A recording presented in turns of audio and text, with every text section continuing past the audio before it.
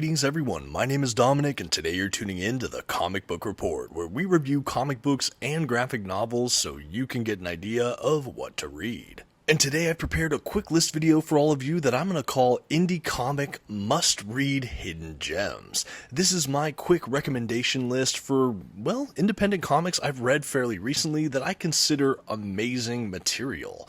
These are what I would call a must read. While these might not all be classics, I do think that they are still really fun top shelf indie reads, and if you're looking for something beyond the usual Marvel or DC superhero fare, this list might have a couple things just for you. Now, before we dive into today's list, as always, I would like to shout out the channel sponsor, Panel Bound Comics. If you're looking to pick up your own comic book collected editions, I highly encourage you to check out their website. You can find a link to them in the video's description, and if you see anything on that site you like, you can actually use my discount code at checkout, TheComicBookReport, to save $2 off of your order. Please note, if you do use my affiliate link or code to make a purchase, I will earn a small commission, but it's a fantastic way to support this channel. Thank you so very much for considering. Now let's get started with some great independent comics. Kicking off our list today in no particular order, we have Dick Tracy, Volume 1 by Alex Segura and Mike Morrissey from Mad Cave Studios. In case you missed my recent review on this paperback collection, this is essentially a Dick Tracy story. If you've never heard of this character, he's been in fiction now for going on, I don't know, maybe 100 years or so, give or take, and he is just a private eye investigator, officer of the law or some kind, kind of righting wrongs and sometimes going a little bit outside of the lines in order to usher in justice. And such is the case in this collection. Collecting the first few issues of this series, I am happy to say this one paperback includes the entire first arc or story, so you get a fine beginning, middle, and end to this first central crime mystery, which I loved. I also think this edition also recently got a hardcover collection, so if you missed out on the paperback or you are a fan of hardcover comics, this is definitely one to seek out.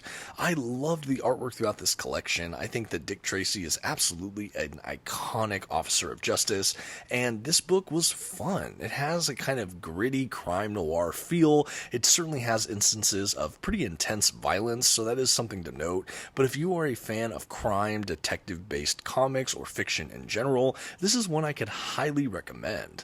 I know that this is a more recent written kind of work, but it's getting a lot of buzz, so if you haven't heard about it, let me be the first to say Dick Tracy from Mad Cave Studios is an absolute gem. I'll admit, I was passingly aware of this character, of course, just how he's penetrated the cultural zeitgeist over here, but I had never really invested in any of his actual stories or serials or adaptations throughout the years, and this was my first real step into this broader world, and honestly, I'm pretty hooked. I can't wait to read hopefully more Dick Tracy in the future, and this is yet another great read from Mad Cave Studios. Again, if you want more details, I did review this collection on the channel. If I think about it, I will try to link my review of this to this very video. Next on my list today for Indie Comics must-read hidden gems, Not All Robots by Mark Russell and Mike Deodato Jr. from AWA. Now this is another great example of a comic I've read fairly recently. I did review this paperback on the channel as well, but even since I've read this a couple months ago, this story has just stuck with me. I think Mark Russell's just very, very razor-sharp social satire is just one that is particularly memorable, and in an ever-evolving, growing technological future, I think that there's a real interesting central message within Not All Robots. In case you don't know anything about it, it takes place in a near future where robotics and artificial intelligence are starting to populate the world in a way that make a lot of humanity seemingly obsolete. Humanity is now the second class of citizen on the world, and we have a lot of ripe social commentary, as I mentioned earlier. It's sharply written, darkly comedic, and just beautiful to behold. The art from Deodato, as always, is sharp and brilliant. The world building in general is extremely immersive, and I found myself absolutely riveted. To say I was entertained by this work is a great understatement, I would say. Again, this is one that stuck with me. I do think it won an Eisner Award, which is obviously one of the most prestigious, if not the most prestigious award within this medium, and I think it was really well deserved. I've been a fan of Deodato Jr.'s work for a while, but this was my first foray into into the world of Mark Russell as far as I know, and after reading this, I would definitely seek out some more titles from him. Again, the social satire or comedy really just punched in a way that I hadn't expected, and I was just really invested in. The characters were compelling and just really flawed in many cases, but yeah, this book really stuck with me. You can absolutely read it as a standalone. If you pick up this paperback, it reads like a graphic novel, and it's one if you're a fan of satire, if you're a fan of sci-fi or kind of bleeding edge future dystopias, Not All Robots is one to really invest in. And hey, if you're enjoying my list videos so far and you have yet to subscribe to the channel, I would just like to invite you to do so. I'm always doing comic book list videos like this, unboxings, reviews, shorts, and much more. Thank you for considering. Now on with more indie comic recommendations. The next hidden gem I wanted to discuss today is Boom Studios' Man's Best by Pornsak Pichoshot, Jesse Loringen, and Jeff Powell. If you're not familiar with Man's Best, essentially it follows a trio of dogs and a cat, and they basically are on kind of this interstellar adventure. We find out early in the pages of this book that the Earth is in dire straits, and for humanity to survive, they need to find a new home and resources among the stars. On this starship, we have a crew of people trying to seek out this refuge somewhere in space, and we have these couple of pets that are basically experimented on. They have different technological gear that give them kind of abilities, and they're being trained for some kind of unknown mission. One of the main women on this starship is the owner of these pets, loves them dearly, but we basically, in the midst of all of this, we have a kind of crash or the ship goes down, and when the pets come to, they realize that their owner and kind of the captain of the ship and everyone they can find is missing, and so they go on this alien planet trying to basically find their owner to hopefully, help humanity. On the ship as well, there was something that was never to be opened, and it appears to be missing. They don't know if it's kind of weapon or something, but there's a huge and palpable sense of stakes here. We also have this world seemingly populated by these kind of robotic creatures, and it looks like the very thing that these pets were trained to kind of destroy or dismantle. At any rate, the 2 dogs and 1 cat go off on this mass odyssey or adventure, trying to find their owner and hoping humanity survives in their way. We have a classic dysfunctional team dynamic. This is basically Homeward Bound in space. I think I saw one reviewer call it, and I think I absolutely agree. The art is amazing. I like the kind of sketchwork look to it all. It has a really fantastical feel to it, and if you're a fan of animal-based storytelling, this is certainly one to remember.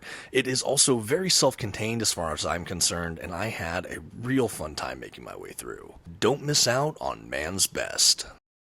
Next up today, we have Uncanny Volume 1 by Tony Fleecs and Dave Watcher, also from Boom Studios.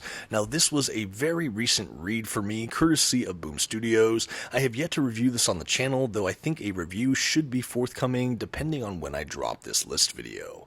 But this book is so up my alley, it's ridiculous. For those that perhaps don't know, I'm a huge fan of classic golden era cartoons and animated shorts, of which this is absolutely a love letter for. The story of Uncanny Valley follows a young boy who finds out his lineage is a bit more complicated and animated than he may have surmised. As this kind of cartoon world breaks into the real world and his life is completely upended, he is introduced to a broader world where there is so much at stake.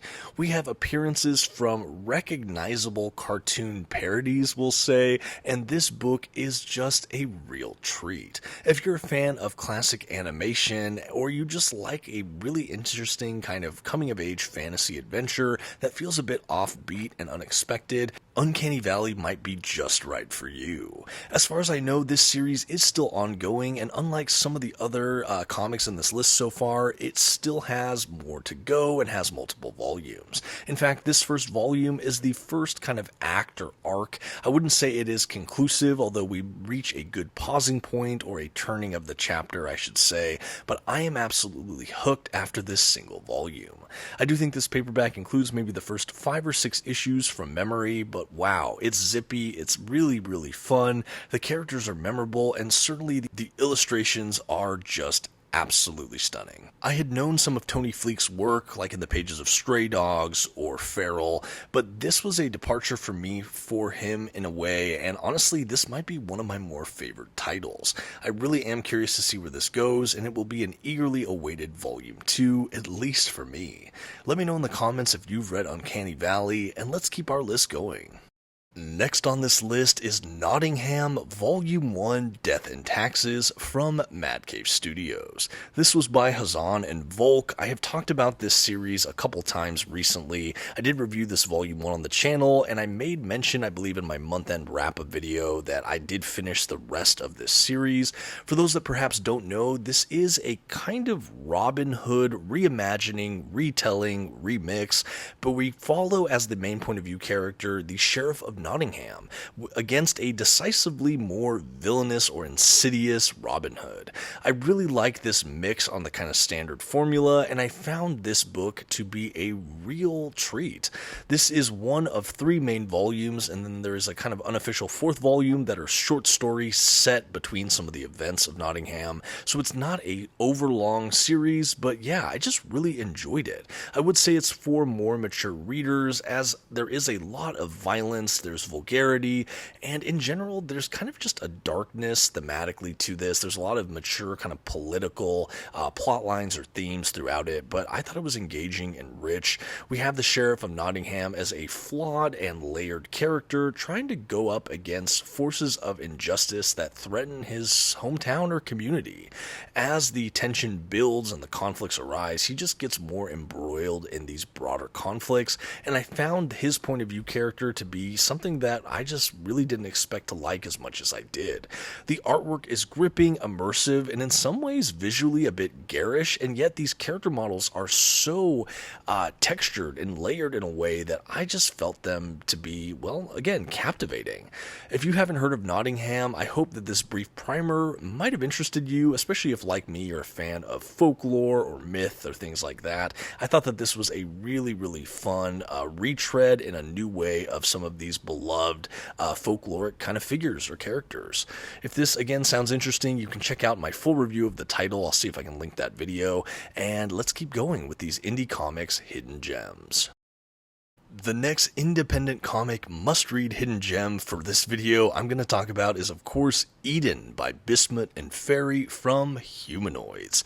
This is a standalone graphic novel for all intents and purposes. It's another one I finished up fairly recently and couldn't wait to talk about a bit more.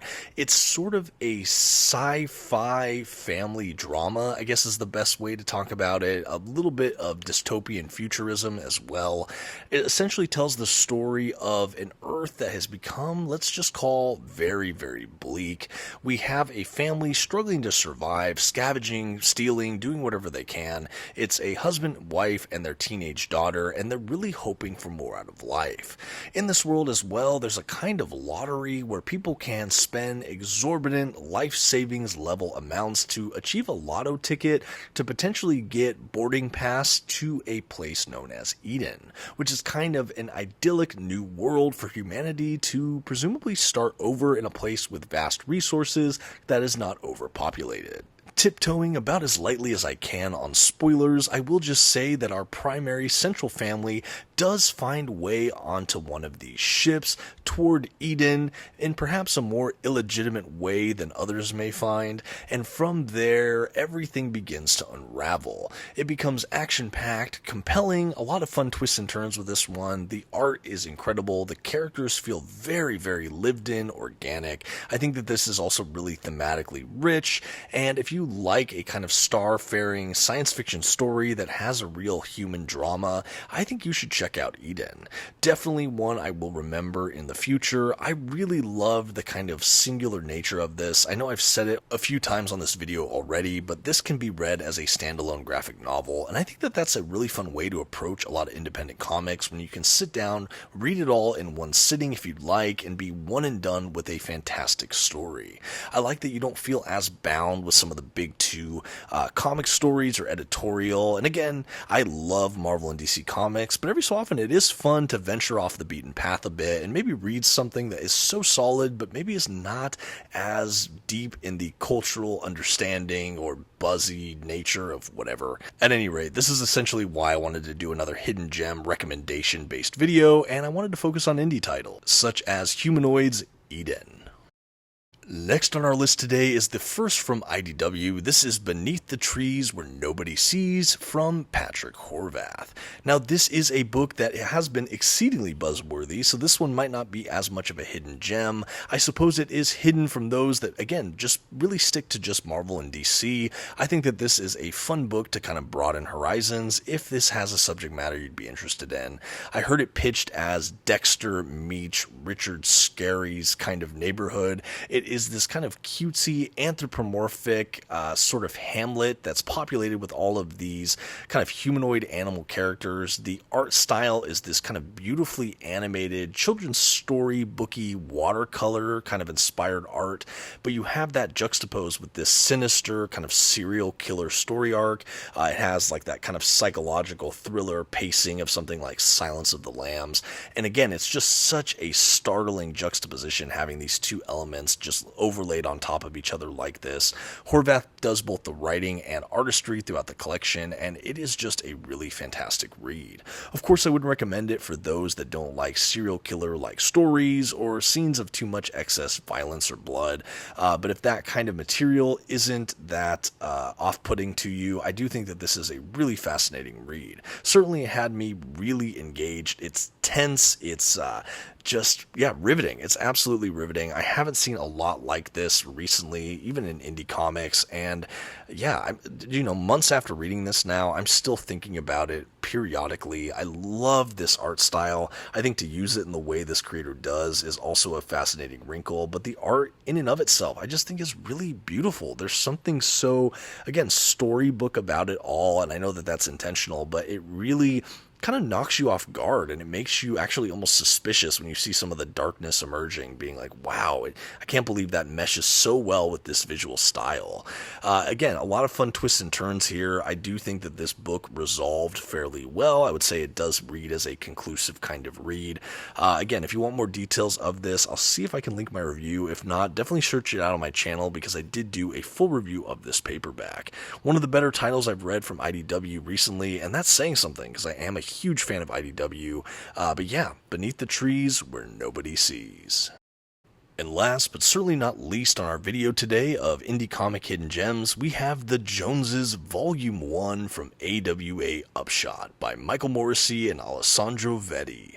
This is within that shared Resistance universe that was kicked off with, well, The Resistance by J. Michael Straczynski, and I just found this book to be fascinating. If you're unaware of the Resistance universe, essentially over at AWA, it is a shared universe of titles that basically follow a global cataclysm or epidemic that resulted in the deaths of a lot of the world's population, and of the remaining, many of them are exposed in such a way that they begin to develop superpowers. The nature of these powers often vary to pretty extreme degrees, but the world is forever changed. You can read the foundational story of the Resistance universe in the Resistance paperback, which I did review on the channel. From there, you can pick up really any of these collections you want. I think you can read a lot of them out of order. I know I certainly have a bit, but this book really follows a family who all develop superpowers in an increasingly volatile social climate, I'll say.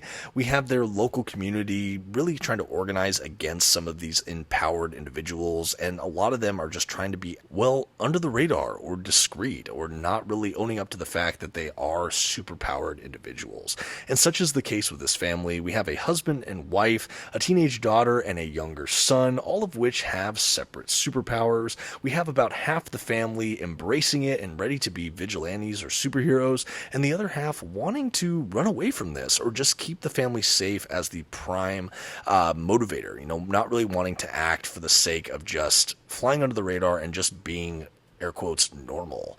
I really like this series. I think that there's dashes of Fantastic Four, of The Incredibles. I think if you like kind of a family-centric superhero team, you will definitely enjoy this. The characters felt very, very grounded, true to life in many, many ways. The art throughout it I thought was gorgeous. This book was really well paced, and while this volume definitely sets up this group of characters, I am eager to see what's ahead for the Joneses. If you're interested, definitely check them out over at AWA Upshot. This, again, was such a fantastic collection. I do plan to do a full review of this as well. Not sure if it's released yet, but if not, stay tuned on this channel. Okay, and with that, we're going to go ahead and bring this indie comic must-read hidden gems video to a close. This was a very fun list to put together for me. I tried to focus on paperback collections that were easy to pick up at a low cost point. I tried to pick books that I have read fairly recently over the last couple months because I considered them all really fun, entertaining reads, many of which I have reviewed on the channel, the rest of which I plan to in the future. So if you haven't seen my coverage of it and you'd like to, definitely consider subscribing, definitely stay tuned, and you'll probably see these reviews trickling in over the coming weeks and months. I tried to again sample a couple indie publishers like Boom Studios, AWA, IDW, Mad Cave Studios, but of course there are so many more incredible publishers out there. Again, with a list video like this, I could have recommended just about anything. The whole criteria is so vast, but I just picked a couple of some of my recent favorites. I did focus on paperbacks like I mentioned, but I'd love to hear in the comments section, have you read any of my selections today? Now that you've heard me briefly overview them, are there any that you find compelling or interesting? And what would you put on this list? What are some independent comics that really stand out to you? Do you even enjoy indie comics? Let me know all of that in the comments section. I'd love to get some great conversations started. I'd love to get some great just recommendations posted in here for those that do like these type of comics. Maybe there's some on their best of list that didn't make yours and vice versa. At any rate, and whether you comment or not, I just want to say thank you so much for taking this journey with me, and until next time, this has been the Comic Book Report. Please don't forget to leave your like, those comments we talked about, and maybe share this video with a friend. Thanks everyone, bye.